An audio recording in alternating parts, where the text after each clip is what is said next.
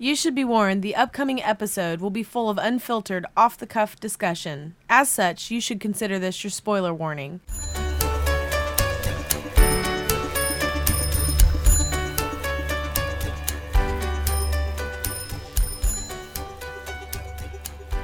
Hi, everybody. My name is Kyle. My name is Ryan. And when our powers combine, we form Experience Grind Podcast. You know, we are the only podcast in existence in the known universe. This is true. So we are for the at least best 2 episodes now. by default. Some other people may claim they have a podcast. They do not. They are lying to you. They are selling you snake oil. And you should not buy that snake oil. You should listen to this show and this show only. Because we are the best authoritative figures on any given subject that we choose to talk about.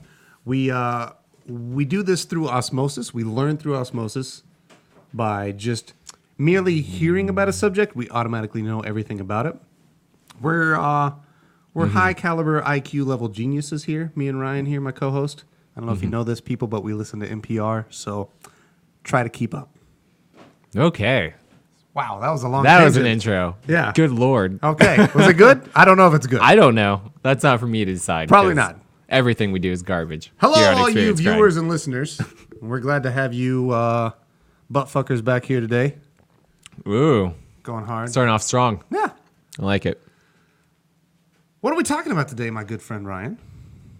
We are talking about Lucky Number Slevin. Yeah. A movie from the 2000s. I don't know when. Let's just say like 2006. I was going to say 2006. Let's make up that date. 2006, That was I my think guess. sounds right. That sounds perfectly fine for this. So Starring people, and it's about people. it's a whole shitload of people. I actually have this part written down. You ready for this?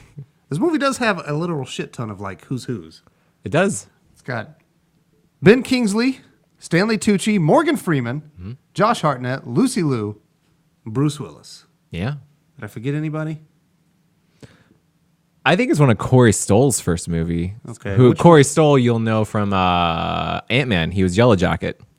He was he was one of the Jewish hitmen. Yeah, sure. I think this was one of his first. I think the gay Jewish son is also somebody that's been in bit parts. I feel like I've seen him before. I want to say, wasn't he in Road Trip as the stoner dude? No. That was not a him? different one. That was but a different looks curly-haired very Jewish similar. guy? Looks Okay. very similar. Well, sorry that they all look alike. Is that racist? Might be. Only, Maybe not, though, because you're talking about Jewish people. Every word you said.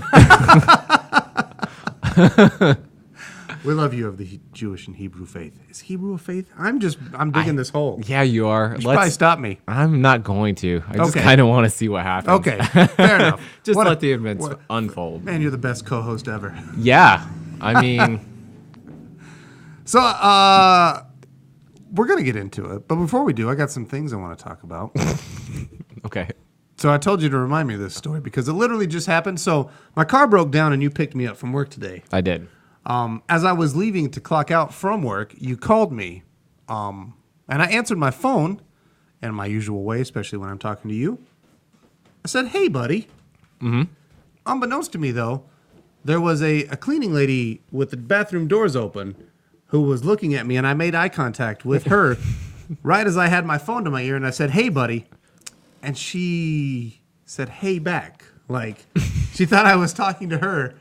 And it was just like an instant awkward, like, oh, I would, yeah, no, not, I'm sorry. And I just like sheepishly hurried away in like a brisk walk to the clock out because I felt really embarrassed because she thought that we were buddies. That doesn't seem like a very Kyle type of move. It's not. That seems like something this guy would do. But it totally happened. And I'm laughing at it now because that cleaning lady from now on, when I go in and see her tomorrow, I'll be like, hey, buddy. I'm going to give her that hey, buddy that she thought that she got. And I will not leave her hanging. I think it's only fair. Now that you've started it, you have to continue I'm it not forever. an asshole. Yeah. And she's going to get hey, buddied for the rest of her career there. As long as I see her. At what point does it become sexual harassment? When I say, hey, booby. Is that the line? That's the line, I think. Right? I mean, it would be. Are there any gestures, or is it just like a friendly, hey, booby? Yeah. Well, Booby is like what like an old Jewish lady would call her son, though. Like it's it's like a more term of bubby. endearment. Bubby. Booby which bubby. is also from Die Hard. Is it not? That's what. Oh, Hans. bubby. Bubby. Hello.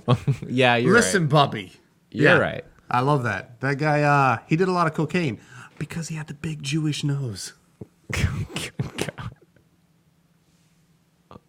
I'm sorry. I've just canceled this show. This is the end of the show. I'm sorry. That's it. Yeah, I think that's going to be. That's a wrap. It's a good thing we're the only podcast. It's been a good run, buddy. Nice job. Nicely done. I've been waiting for this moment. I'm free. I am free from this prison you have assigned me to. No, I have another thing I want to talk about. Talking poorly about movies and games every week. Good God. I knew it. You don't have to talk about this one, but it relates to the movie, Ryan. And you can choose to defer. It's funny what we pick out for movies. What you we going come away with so very different things. You're just like, I want to talk about hand jobs now. I do. This movie I saw. We're going to talk about hand job. Where hand job was briefly mentioned once in its 2-hour runtime. Here's not why. like, did you ever steal something? Did you ever do like any I've talked about my theft on this show before, though. That's not exciting. Oh yeah, we did do that, didn't we? Yeah, I've already. That's Okay. old news. See, we talk poorly about things every week. Yeah. Oh. Poorly yeah. being the key word. No, not poorly. At genius level intellect. Insufficiently? That we learn through Oh. osmosis. Remember this. That sounds. Okay. Osmosis Jones was a movie with Chris Rock and Bill Murray in 2000. You remember Oh this movie? my! Do you remember Osmosis Jones? I remember it. I never saw it. I never did either. Is Bill Murray the body? Yes, that they're in. Okay. And he eats terrible food, and he's a zookeeper. Bill Murray made some really bad choices in the 2000s. Yeah. You have Garfield. You have that one. I feel like it was like Lost in Translation, and then a bunch of shit. You know the urban legend stuff. And then why this Zombieland, happens, and then he's though, back right? in it. Like why these things happen. Why Bill because- Murray is in movies? Well, why he because does he's all likable. these weird. So Bill Murray doesn't have an agent. Oh, really? Bill Murray has an answering machine that you can call and leave a message on. And the reason he ended up doing Garfield is because the director of that movie was like Joel Cohen, like C-O-H-E-N. Yeah. But Bill Murray thought that it was one of the Coen brothers and wanted to do it, and so he called the dude back and signed up and said, "Yeah," thinking that it was a Coen brothers movie, but it was actually this Cohen guy, and then was signed on to do the voice of Garfield, and that's how that movie happened. But that's why these weird things happen with Bill Murray, and he's missed roles that he was like, "Fuck, I would have liked to have done that."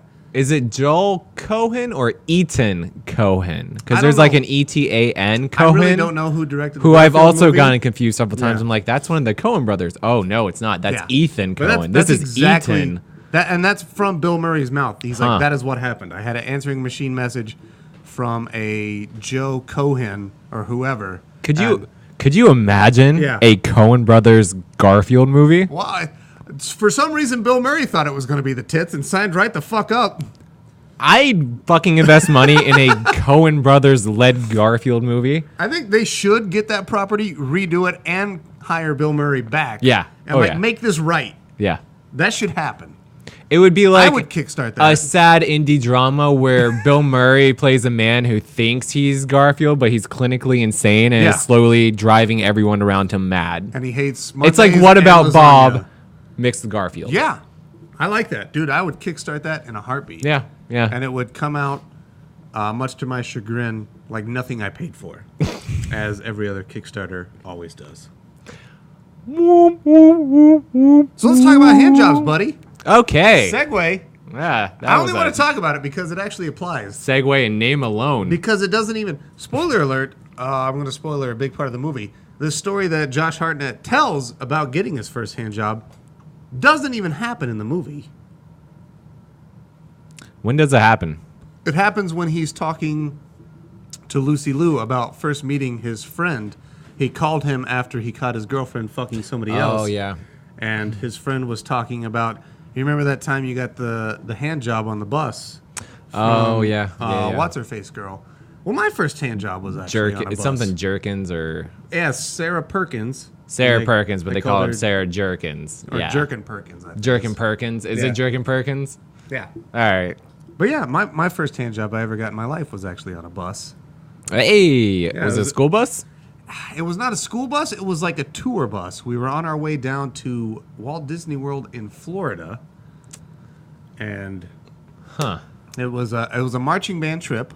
And this is when After this, I realized that I could get so much action on marching band trip buses, which is something I've discussed many times previous in shows. But this was the catalyst. Yeah. Okay. Is when I discovered it. This is the BJ bus job to start them all. Yeah. So it was like maybe 1 a.m. or something.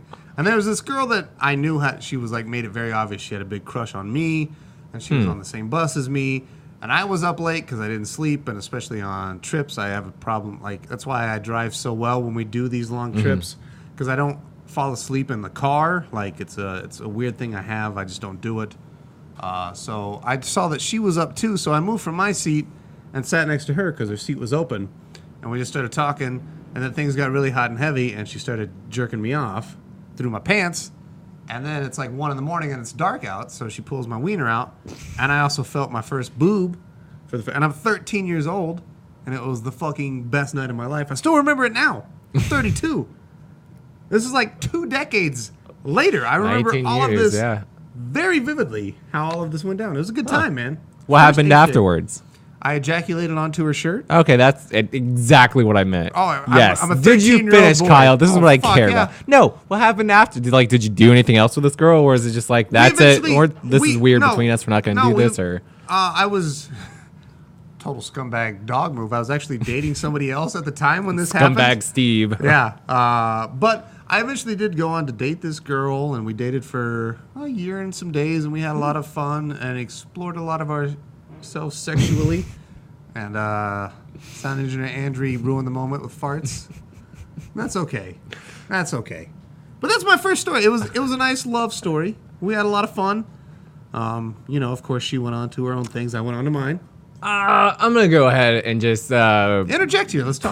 Put a question mark on love story. It's a great love story. Oh yeah, like there's Romeo and Juliet, and then there's Kyle and this girl on a bus. Yeah. Getting a hand job. Oh, it's one of the great love stories of our time. So you don't think Juliet was giving Romeo HJs? Maybe, but that's not the part of the love story. It is a catalyst to the love story.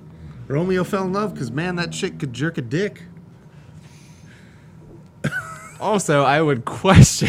The Montagues were known for their dick jerking skills. Was she a Montague? Yeah, she was a Montague. Romeo was the Capulet. I have no idea. God damn it. You're supposed to know your Shakespeare, Ryan. I literally know no Shakespeare. Unless it's like the 12th Night, I know nothing about Shakespeare. The 13th Night with Antonio Banderas? 13th Warrior? This is the worst. This is the worst podcast. How is this the worst? It's great. The 12th Night, it's the one with the viola. I don't know 12th Night. That's one of the Shakespeare's I don't know. Princess gets separated, goes to another land, pretends she's a man. Oh, okay. And then it's like a comedy of errors. Like the brother gets involved, and like there's a handsome prince or I've not seen 12th Night, but I've seen like other things that like everything was based on that Shakespeare play, I guess. Which one did you see? Well, all right. So did you see She's the Man with Amanda Bynes? Because that was based off of the 12th Night. There was also what else? Seriously, that's the story of the 12th Night. There was a big one in the 80s where like that white kid did blackface and went to high school. You remember this one? Yes. What the hell was that? C. Thomas Howell. Yeah. And you know exactly what I'm talking about though. But that was also like a similar vein. But I can't think of the name. But make him a black kid. Mm-hmm. Yeah, that totally happened. Yeah. Shakespeare in Love, right? That's a similar kind of thing. God no, Gwyneth Paltrow. Okay, just as annoying. Just as annoying. Just as I would say, Gwyneth Paltrow was way more annoying than Drew You're Barrymore. right. That's fair. Gwyneth Paltrow is the worst. Drew Barrymore has been likable. Yeah, you know who's worse than Gwyneth Paltrow though? I'll give you one guess, and if you get it right, I don't know. If you say Lucy Liu, I'm gonna walk away. I would absolutely not say Lucy Liu, but take another guess. So you get one more guess.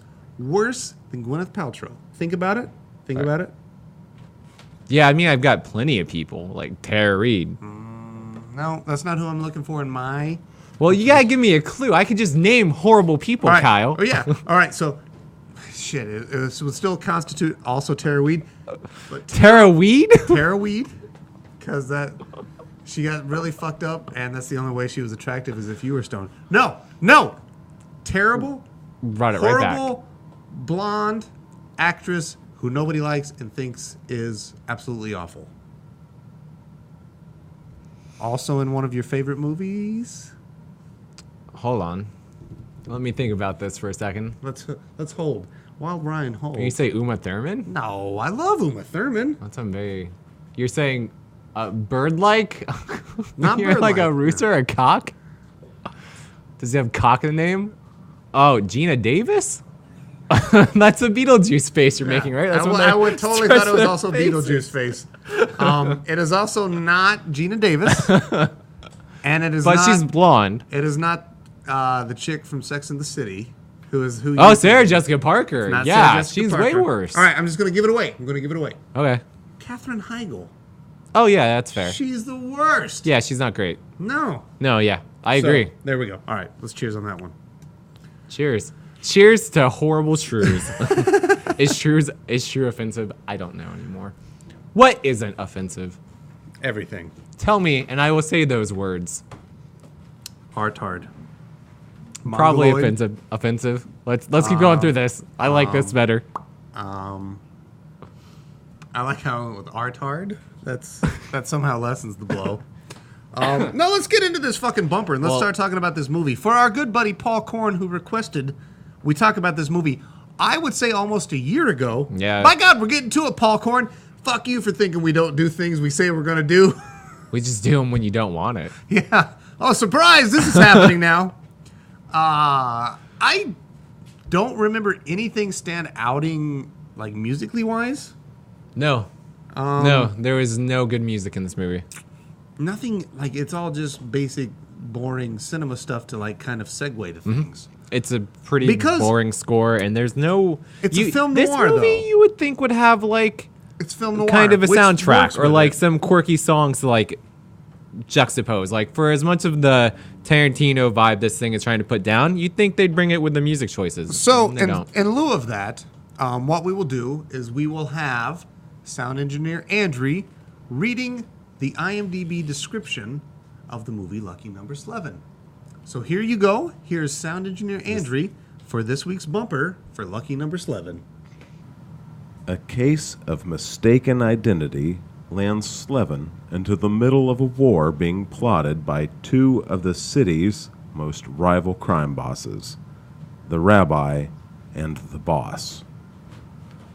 Slevin is under constant surveillance by relentless Detective Brakowski, as well as the infamous assassin Goodcat, and finds himself having to hatch his own ingenious plot to get them before they get him. That's terrible. I Terrible on know, both it's counts. not good. All right, you ready to come back and do this? Yes. All right, so here we go. Also, we are doing our joint scale starting this episode. Okay, sure. How many I love joints it takes to watch Sure. this. All right. All right, so we are back. That was, of course, the wonderful and always enigmatic sound engineer Andrew reading the movie description of Lucky Number Slevin. Yeah. And so we're gonna just fucking dive right into this, man. So I mentioned it a couple of times. I did not. So, all right. Before we get in, let me preface this. Preface. Preface? Not preface. Preface it? Not preface, but Let's say preface it. preface. Say preface? Yes, I did. I had never seen this fucking movie before yesterday. I remember when it came out. I remember also, like, I didn't see it because for some reason I had this weird thing against Josh Hartnett. I don't know why I used to not like him because Because he was a pretty boy. well, he was a pretty. Everybody he was in a lot shits on pretty boys. A lot of those rom-coms type of shit early on, I think. I do like Josh Hartnett now. He was really good in Sin City. He was really great in Sin City. I wish he did do more because he's pretty fucking good. He And was in that movie Boonraku. I have no idea what the fuck that is. It's another movie starring Hartnett and Bruce Willis that came out like 2 years later. Really? It's really weird and interesting. Boonraku. Boonraku. Okay. Check Fun. it out. It was on Netflix for a while. I don't know if it is I guess anymore. we will check that out. There's an intro that is all done with puppets, and it's incredible. It's Goddamn, I love weird. puppets. It's weird. It's a weird one, but it's I worth really it. enjoy puppets. It's a lot like Rubber, which you'll know if you watch Trailer Sailor, Yes, you episode should. 3. By the way, you should check out A lot of our other side projects we run on this show. We are creating a media empire. We have Trailer Sailor now, which is sound engineer Andrew attempting to review an entire movie based solely on the trailer, and if you would watch it. We also have, of course, the Showdowns, where you and I and sometimes guests go head-to-head in video games. Both, I feel, some pretty fucking great content, and we put a reasonable amount of work into. One's better than the other. Yes. It's okay. I like both. One's good. I like both. But no, so let's talk about this movie, Lucky Number Slevin. So, again, I was immediately hooked right at the beginning when I started to realize this is a film noir. Yes. Yes, it is, and I knew you would be. Yeah, so that was automatically an instant win. I was like, fuck yeah, film noir. Love it already. Though it is a film noir in everything but the look of it. Yes. Because it is not it's a very brightly colorful, brightly lit, colorful film. It's not dark. It is not what you think of usually. But saying that, it's also, I feel, shot very well cinematography-wise. There are some interesting things here, especially like that opening shot with like the entry or the empty, waiting room that the guy's waiting in and kind of nodding off. And the bright blue chairs and like just the out. contrast of the long hallway and just him sitting there. It was a really cool looking shot.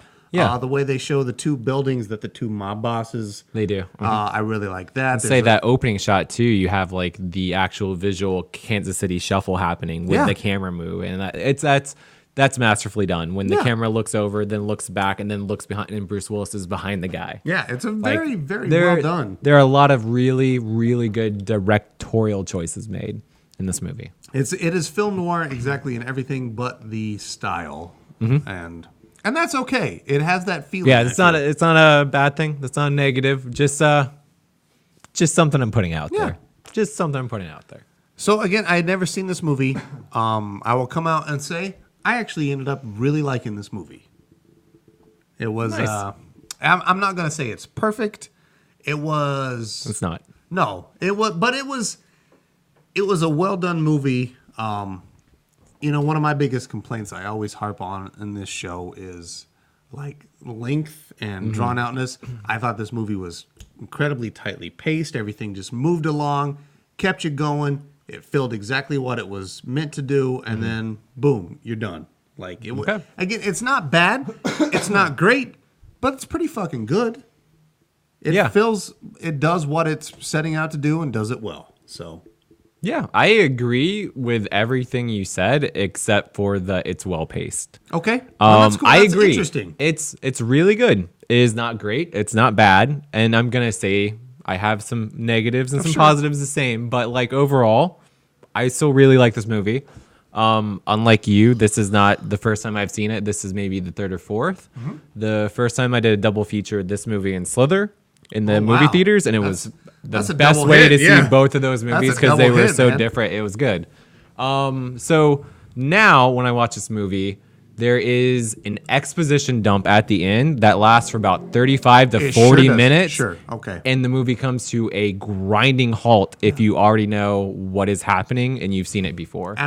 So it kills the movie after you know the tricks. So here's the thing, and I don't know if you sometimes believe me or not when I say this.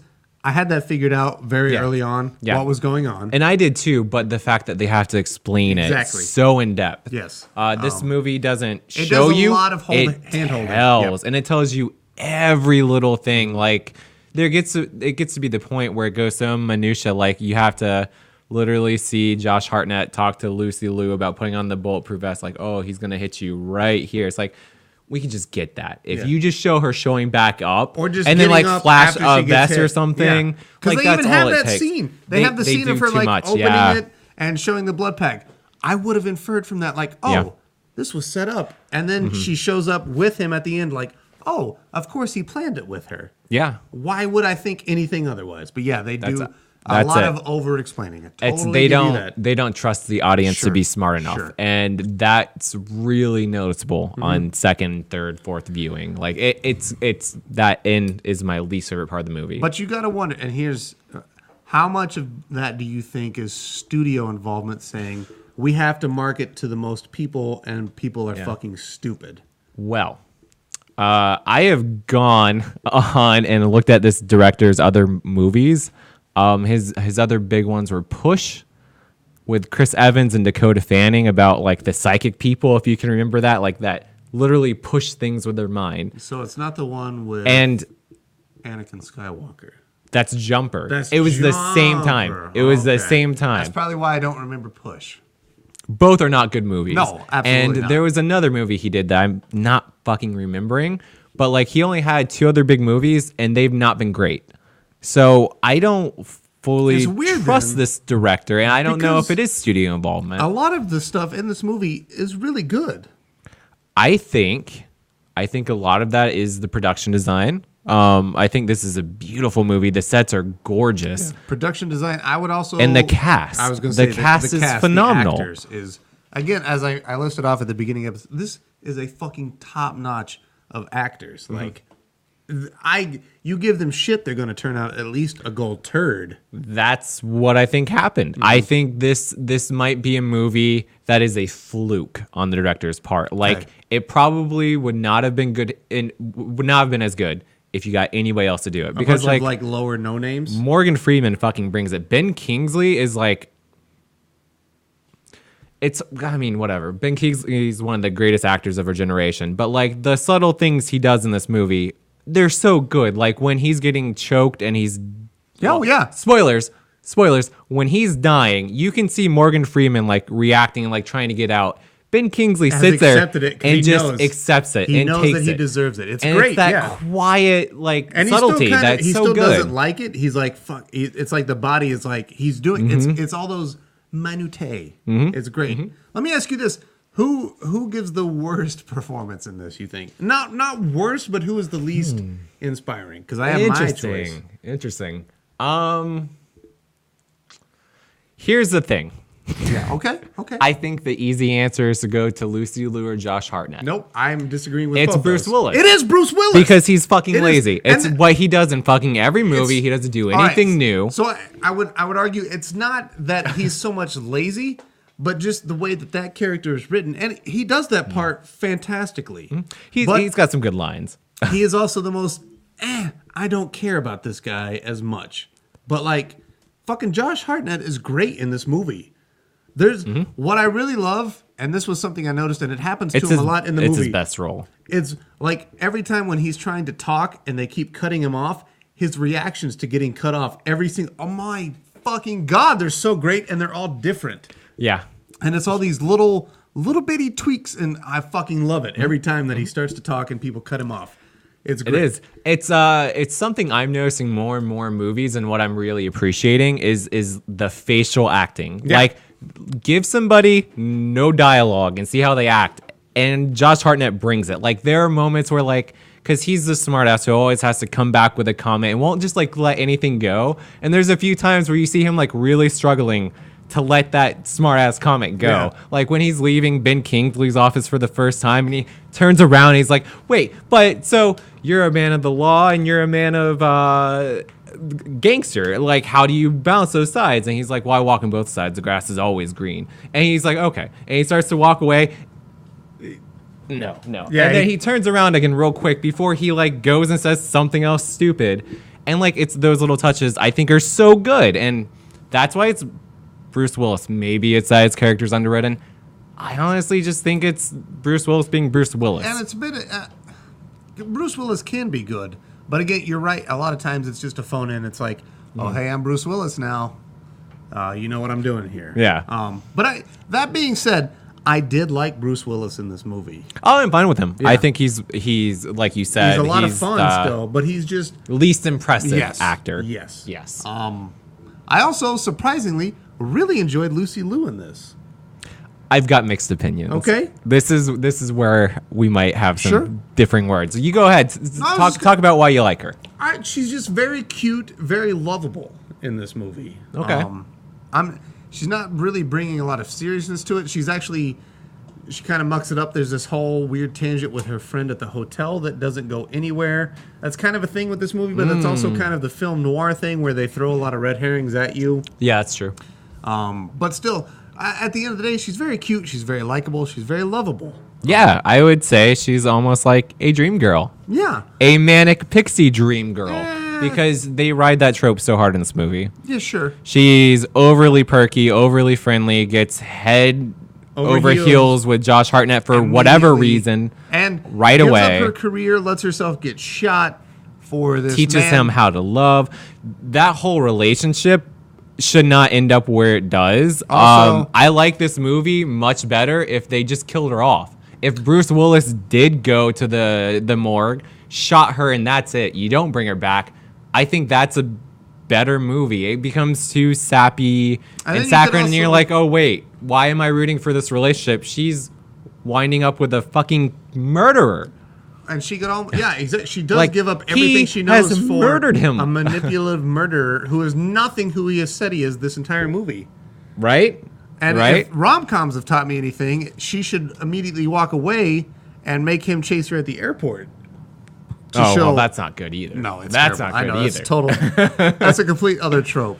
But that's a little disappointing, and it's weird going back. This is the first time I've noticed, because like before I was like, oh yeah, that's fine, cute little romance, whatever, it's done. This time it bugged me. I'm like, but he just murdered at least 6 people that we've seen, and then told her, and she's okay with it. For some reason in my mind, it was she didn't know how bad it really was, and it's like, oh well, they'll deal with that another day in another movie, essentially, whatever. They also think. I don't agree with their choice that Connery is the best Bond.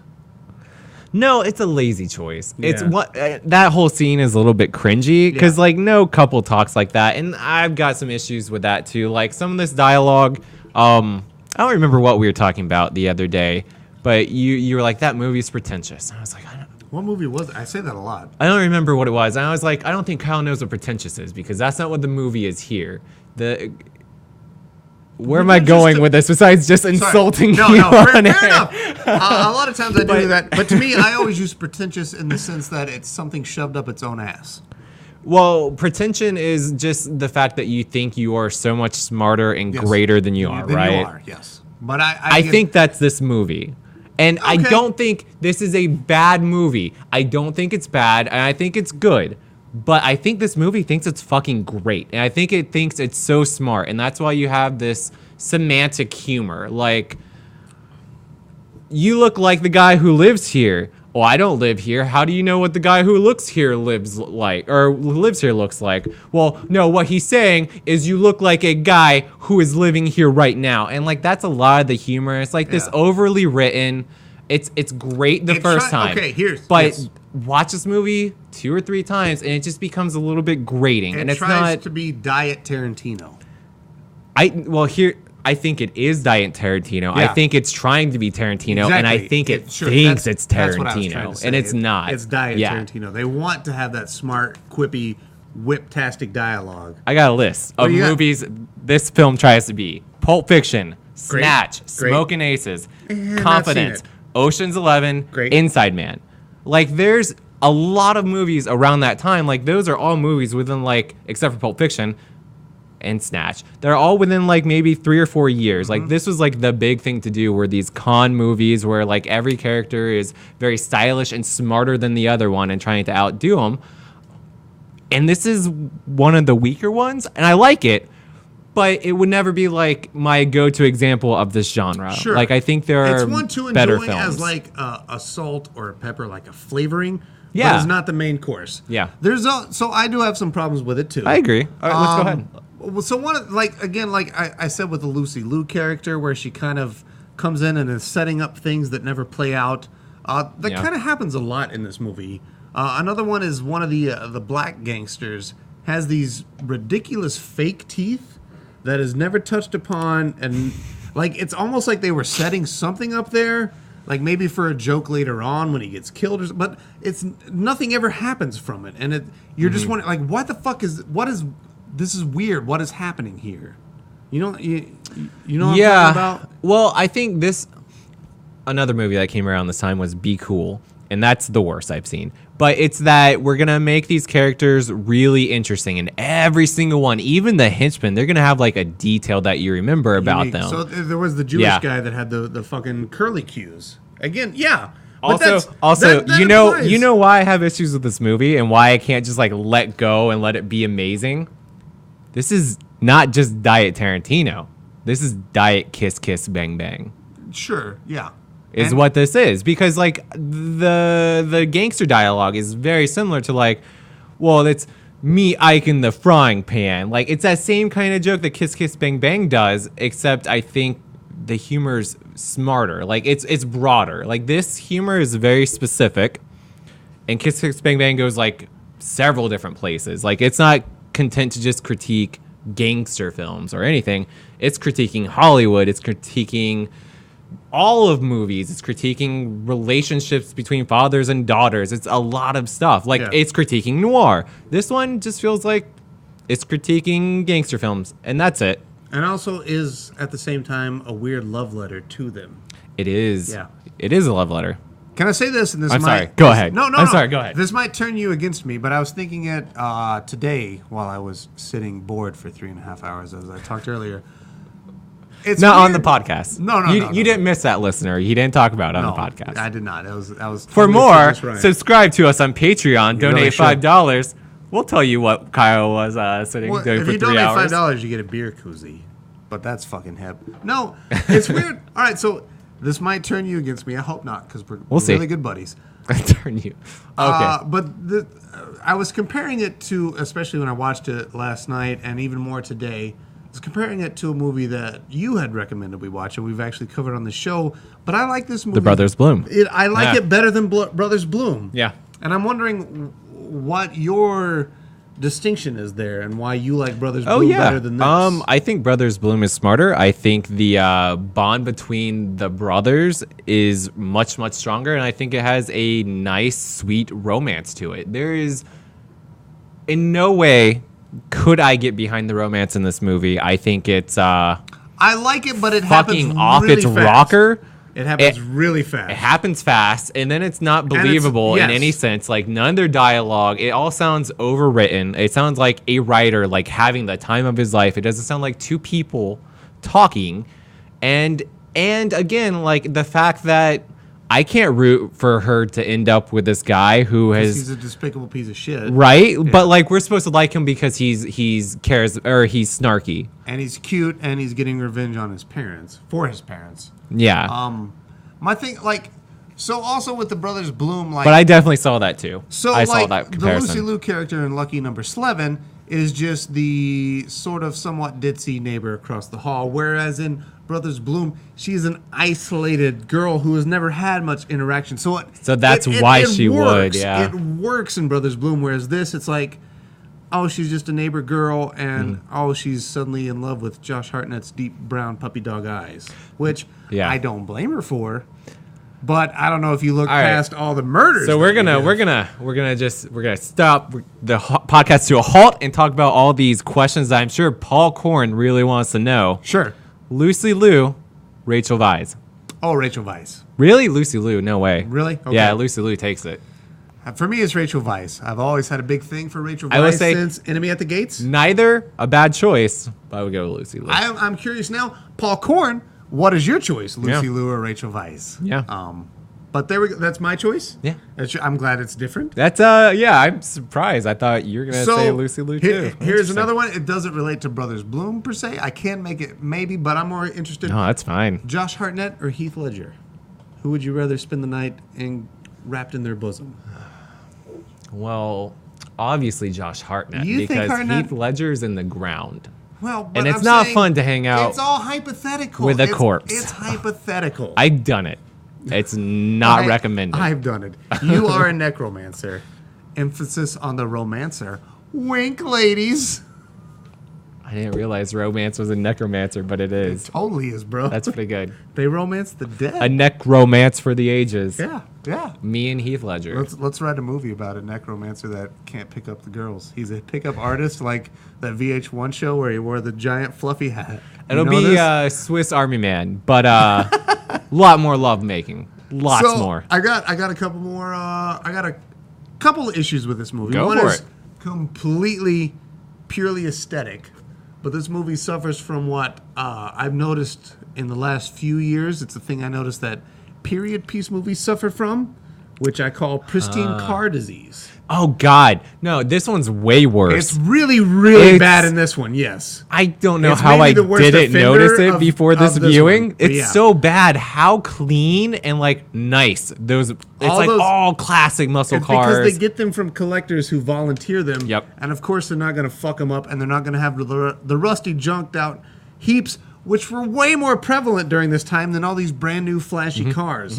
And they're all parked meticulous so that nothing gets dinged in that fucking racetrack parking lot. Yeah. Nowadays, you could say it's can do probably a lot done of- by CG. Oh, it's way more easier to do by Yeah. CG now. Yeah. Or sure. if you even have like the new car, the pristine car from Just a collection. throw some CG rust on it. Yeah, CG it ugly up a Totally bit. can. Yeah, that's fine. Easily, and that's fine. Yeah. But yeah, this movie suffers highly from pristine car disease, as I yeah. called it. It also, at like, so when the big reveals start happening, man, this movie takes a heavy turn for the dark. I feel. It gets really like. It does. It Yeah. does. It's almost. I don't want to say a 180, but I would say maybe a 90 degree. See, I don't think. I think the darkness is there from the get go, but it does focus it more in that last act, and I think that last act is problematic. I think It's the weakest of the the three, for first sure. two acts I think are really solid. Like there's not too many flaws to be found, except I don't prefer Lucy Liu and Josh Hartnett's romance.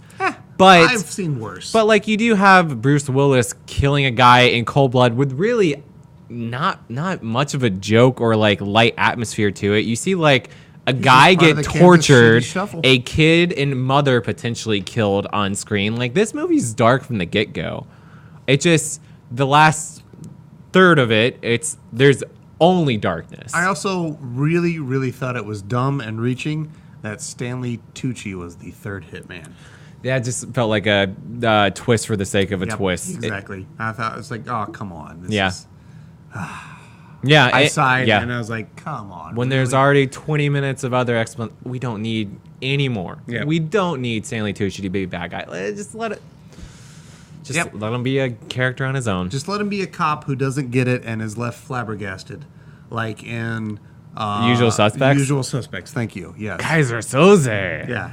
That would Kaiser Soze. Wait, what voice is that? I don't know. That's nobody in don't know. Usual Suspects. But check it out. I'm sorry, I gotta I'm do like it. I'm like the dying Japanese man who's just like Gojira. Gojira. Kaiser Soze. I'm sorry. I think we got like 10 minutes. I gotta break. I gotta fucking pee. I've pushed it and I'm sorry. I gotta go pee. All right, so that's really all I've got at this point, Ryan. I think I've hit all of my notes. I know you have a few more. I No. think. No, you no, hit all your goods, your bads, your pros, your cons. I've been able to cover it as we talk. Yeah. All right, well, good. I just again I want to repeat. I don't hate this movie. Oh, no, not at just all. because there are criticisms doesn't mean it's bad. Again, watching it for the very first time, I own this on DVD. enjoyed- I think I still own this on DVD. I enjoyed every 1 hour and 48 minutes of this. And again, I usually complain about length and strength. Maybe it's because it was my first time. I really enjoyed this entire thing. Okay. I was hooked in, even though I kind of saw a lot of the twists coming. It was well done. It was film noir, so I was already fucking hooked in. It hit everything I wanted there. So Yeah. I guess at this point, if you don't have anything to add, we're going to try out this new rating system we have developed. I'm so excited. For movies and games. It's the best one, you guys. I really think so. We were going to wait and deploy it tactically on Stoner Movie September, but we're going to go ahead and preemptive that. Yes. Start coming at you now. Yes. So as best as we can remember, we're going to try to rate everything on a scale from 1 to 5 joints. Okay. 5 joints actually being the worst because it would take you 5 joints to sit through whatever we're talking about. And enjoy it. And of course, 0 joints being the best because you don't need anything to enjoy this. So, Yeah. Ryan, I would defer to you. Rating system 1 to 5 joints. Or actually, I guess it's 0 to 5 joints. 0 to 5, because 0 is the perfect movie, because you don't need a joint to enjoy I it. wouldn't say it's the perfect movie. 0 is a perfect movie. God damn. 0 joints is a perfect. Oh, okay. So you're just like, all right, Well, I don't know. And then that really narrows I it know, down it because really a does. lot of fucking movies I can enjoy without All a right. joint. So, all right. So you're right. 0 to 5 joints. 0 is a perfect movie that you don't need weed for. All right, Even let's- though let's- I Zero's know a neither perfect of us movie. got stoned before we watched this. No, absolutely not. I was at work. Yeah. One would be a really good movie, right? One Two would a be let's say Snatch. two's. I like this.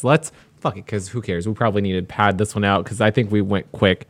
Who cares? But all right. So 0 perfect movie would be like one of our favorites. So like Punch Drunk for you is a 0. Yep. Kill Bill 0 Yep. for me. 1 you say is Snatch. Yes, Snatch is pretty good up there. I'm okay with that. Yeah. All right. So 2 joints. What kind of movie is that? What are we talking here? 2 joints. Let's say 2 joints is. All right, I have my idea, but I think my 2 joints choice would actually be 3 joints. Let's say 2 joints is like. Half Baked? Well, that's not true because Half Baked is like a 0 through 5 joints. It's great no matter what joints. Sure.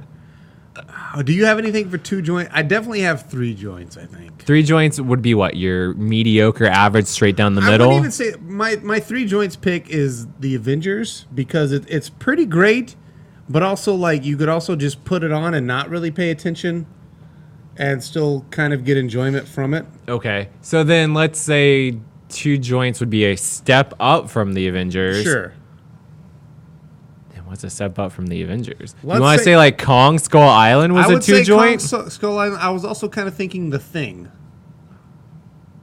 Okay. 'Cause I it's- might go less joints. Sure. But Sure. All right. I was just thinking because The Thing again. I think we've inherently found the flaw in the system already. All right, so 1 joint is All right. Snatch. 2 joints is Kong Skull Island. 3 joints is the Avengers. Okay. 4 This is like joints. goddamn Conan ranking Yeah, system. it's great. 4 joints. Let's say 10 Things I Hate About You. Oh, that's a weird choice, but okay. Are you in the you- Heath Ledger train there? Is that I where am, your brain I went? bet, Okay. I bet because I wanted to say Dark Knight for 2 I joints. know. I was thinking Dark Knight I was too. All right, Okay. you want to say Dark Knight for 2 joints? Well, no, because Dark Knight's like a 0-1 joint movie. I know, Like it's really that's fucking it's good. great. All right, so still The Thing for 2 joints. Avengers 3 joints. 10 Things I Hate About You 4. Or Brokeback Mountain.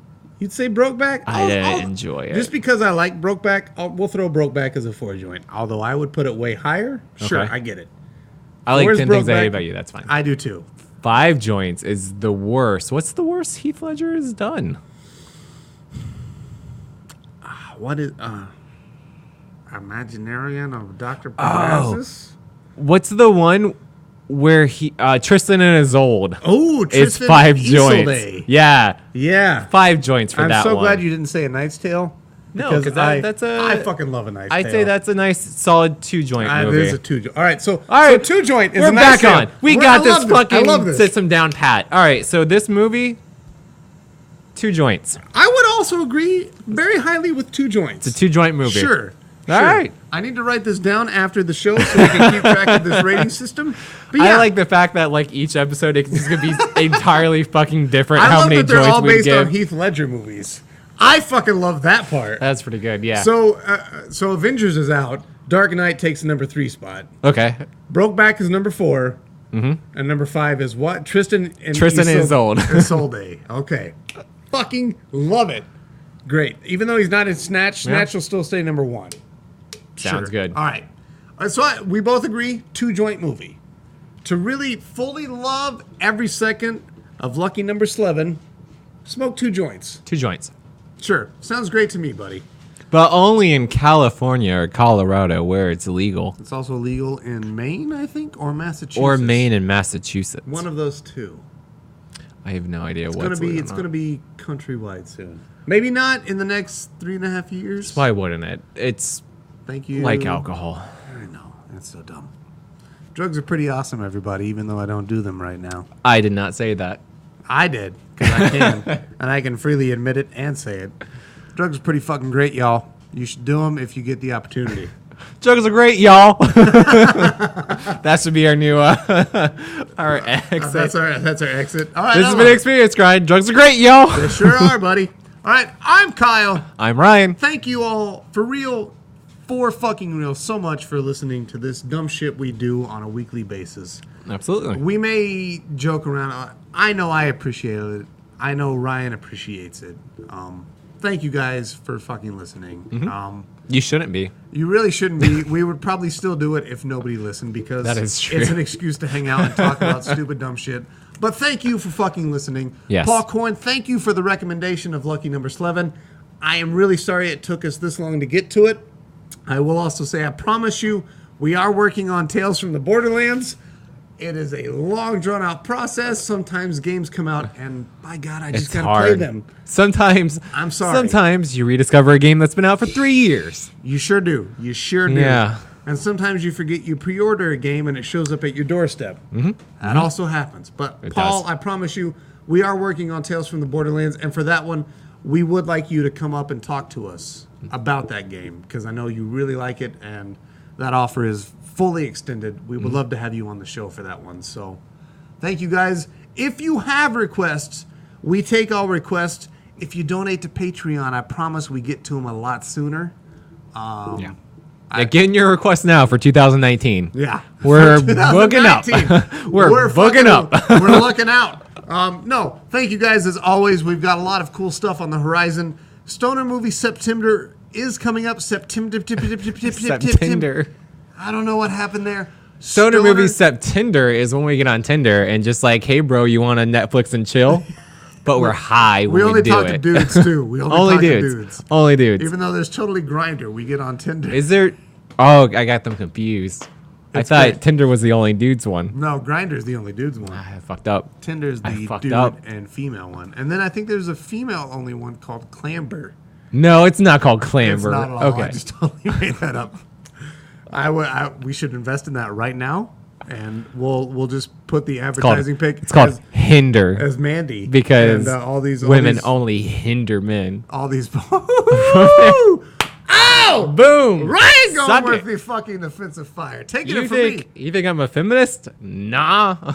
He's just feminine. More like, oh, it's true though. It's true. Look at my hands. I love you, buddy. Hey, thank you so much. Man, I love you. I love the show every fucking week. If you and I were the only people that listened, because we're so sad and we are the only people that listen. That's a lot of credit. I don't listen to us. I don't I either. listen to Trailer Sailor. That's a show I'd watch. I watch Trailer Sailor, and I watch some of the showdowns to see what I could do to improve. I do watch some of the showdowns too. So, all right. Thank you guys. For real, thank you. I'm going to shut the fuck up now. I'm Kyle. I'm Ryan. We're getting the fuck out of here. Do butt stuff to each other. Lick buttholes, finger buttholes, all of that stuff. It's all great. It's a fucking opening. Take advantage of it. We're out. See you later. I want to rework take advantage of openings. Thank you so much for listening to our episode. We really hope you enjoyed it. If you did enjoy it, you can check us out at experiencegrind.com or find us over at facebook.com/experiencegrind. Watch me play games on twitch.tv/experiencegrind. We really like money. We really like money. We really like money. You should give us your money. Find us on Patreon. Just search for Experience Grind Podcast. Email us at experiencegrindpodcast@gmail.com. It's current year. Follow us if you like butt stuff.